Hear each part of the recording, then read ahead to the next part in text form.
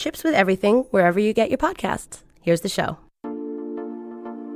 I'm Lee Alexander, and this is Chips with Everything, the Guardian's podcast about us humans and our relationship with technology and digital culture. Today's show is about the video game for your smartphone that has taken the world by absolute storm. It's been on the App Store for just barely over a week, and it's already on more smartphones in America than Tinder.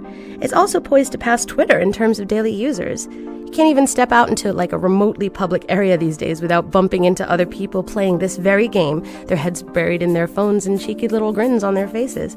It's the app that needs no introduction because you're probably playing it as we speak, Pokemon Go. So this game was made in a partnership between the Pokemon Company and Niantic, which is an American software developer.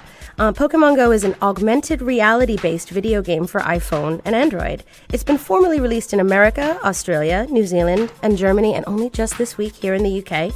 And in the week and a half or so that it's been live, its user base has rocketed into the millions, which for mobile games is pretty rare, borderline unprecedented. To get a better understanding of what exactly Pokemon Go is all about, we're going to talk to a journalist who's not only written about Pokemon Go extensively. I just hit level 11 this evening, actually. I went down to my local gym and wrested it back from the grip of the blue team for the red team. She's already a level 11 Pokemon trainer, which I guess is pretty impressive. We're also going to talk to my colleague here at the Guardian's tech desk, Alex Hearn. Well, I can't work out whether the important thing is that the ensuing babies are named after Pokemon or aren't. And finally, we're going to get a scope for where and how augmented reality and some of its associated technology is going to start being used in the very near future in the games industry and beyond. Even in the UK, we know that there's well over 100 companies who are working on either VR or AR. I'll chat with the CEO of the UK Interactive Entertainment Association, Dr. Joe Twist, and of course I'm going to give Pokemon Go a try myself. So far, no Pokemon yet. There are some ducks on the water, different species of ducks, but you don't get any points for that. It's Pokemon Week on Chips with Everything. Stick with us. So let's start off by putting this Pokemon Go phenomenon in context. Like, what exactly is it? How does the app work? Why is it so appealing? We decided that the best person to kind of help us out with that would be someone who self-identifies as a Pokemon Go addict. So we spoke to a woman in Australia, and her name is Clem Bastow, and I am a journalist and cultural critic. And Clem wrote a piece for The Guardian in Australia, which we will link to in the description of this episode in case you want to check it out for yourself, all about how Pokemon Go had taken over her life.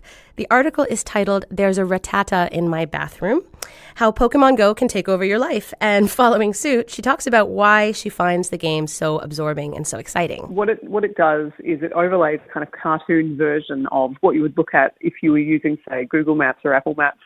And your avatar walks around on that as you walk around, and then using GPS and augmented reality, you can visit these Pokestops, which are usually landmarks, points of interest, things like town halls and, statues, monuments. You visit them, you spin a little disc and you're given loot as you would in a video game. And then when a Pokemon appears on the map, you can tap on it and then you hold your phone up and the augmented reality thing kicks in, and that's when you see the Pokemon in front of you as if you were using the phone to reveal the Pokemon in the real world. And then you catch them.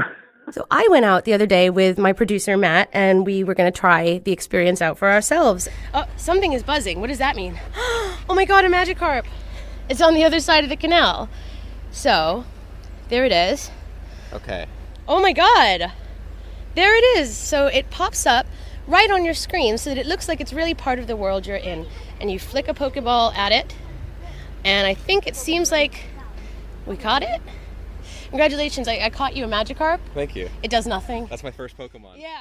So I first downloaded the app and started playing Friday last week. So yeah, I'm just under a week in and been trying to, moderate how much time I spend on the app, but it's just so easy to open it up and go for a walk, and next thing you know, you've been walking around your neighborhood for 2.5 hours. I tend to be kind of skeptical about phenomena like this, but I actually ended up having a pretty good time.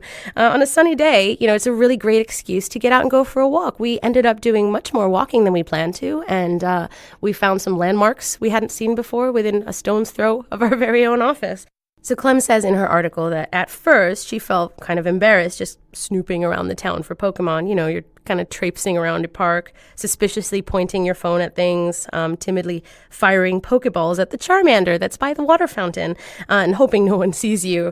But her hesitation very quickly turned to confidence. Just a few days after Pokemon Go launched in Australia, Clem began to notice that it wasn't just her ambling along looking for Stardust and candy or whatever. She was actually one of tens and then hundreds and then actual thousands of people who spend hours a day working towards becoming a Pokemon master. I have traditionally been a person who keeps their phone on silent and vibrate.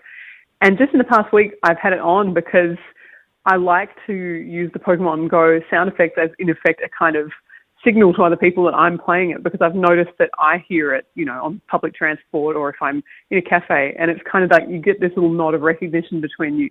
And there are places, obviously, there's Poke stops at certain sites of interest in the city, which are just crammed with people. And it's getting to the point now, I think the first couple of days it was a little bit embarrassing. Everybody was kind of like, you know, I was walking around local landmarks and just kind of trying to get the Pokemon swag and keep moving. But now you're seeing this really cute thing happening where people are aware that they are there to play the game. So what's really interesting is that despite Pokemon Go not really having any of what you'd call traditional social components designed into the app, like, for example, there's no chat with other players.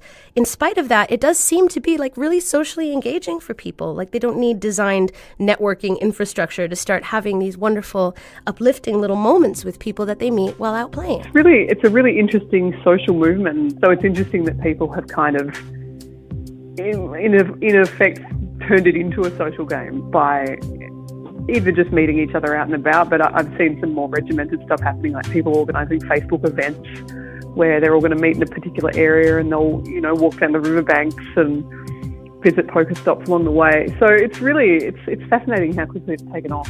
And it's not just groups of people on Facebook that are rallying around this, you know, newfound or in some people's cases revived love for Pokemon. The volume of memes and GIFs and tweets that have been posted over the past week dedicated just to Pokemon Go has just been astounding.